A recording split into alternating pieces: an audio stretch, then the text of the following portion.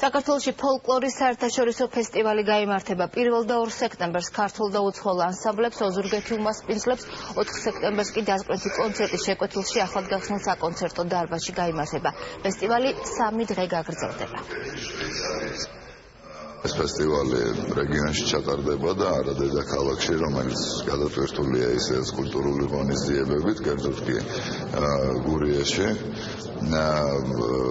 იტალიის, შვეიცარიის, საფრანგეთის, თურქეთის და ბუნებრივია ქართული ანსამბლები და მონაწილეები გვეყოლება. მიზანი რა თქმა უნდა არის ჩვენ პარტნიორ ქვეყნებთან, ევროპის ქვეყნებთან ურთიერთობა, მათთან კულტურული ურთიერთობის გაღრმავება და რასთავად ეს ფესტივალი იქნება ყოველწლიური.